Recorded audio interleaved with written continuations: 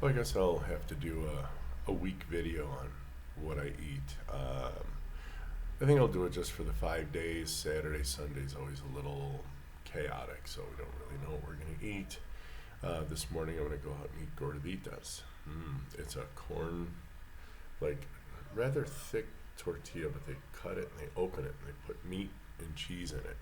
And then you have your selection of salsas. Of course, I'm going to get it without the corn. Yay. So what they'll do is they'll put the cheese down, they'll put the meat, they'll scrape it, and they'll just throw it on my plate, which is delicious.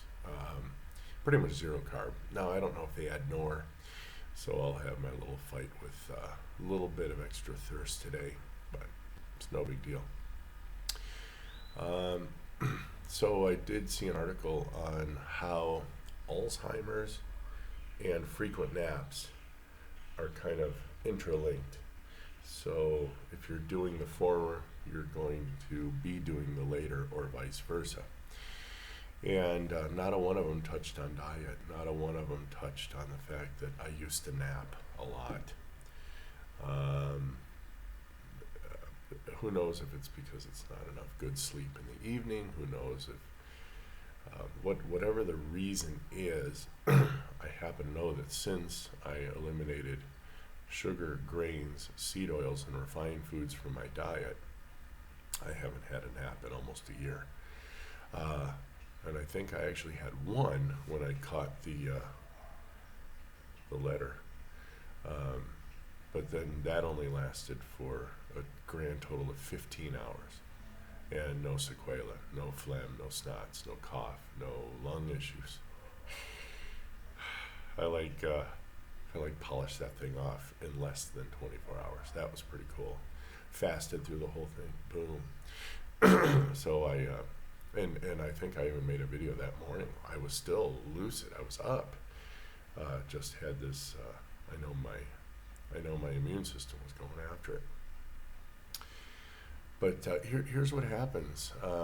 While you're insulin sensitive, life goes on pretty well. I mean, you might get a little sleepy here and there, but as insulin resistance builds and there's nowhere left for all this sugar to go, what happens is your body excretes it through the kidneys, and then you have a hypoglycemia.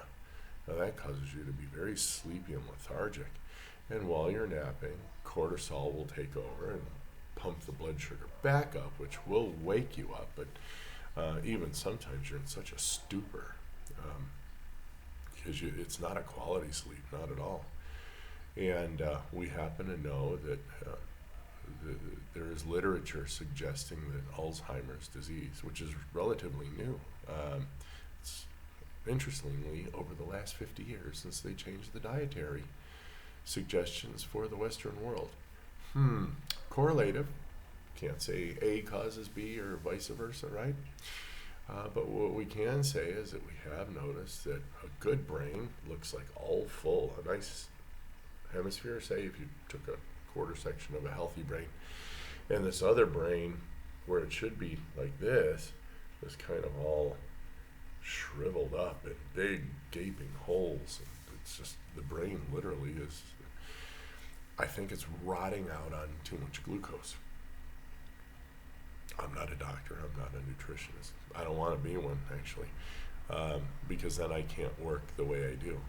Just sharing my story with people and not having to worry about some stupid government agency coming in there and hacking my license to death and everything. I don't want to deal with it. So you can follow what I do and look like me, or you just keep doing what you're doing, follow the standard Western diet and look like me a year ago.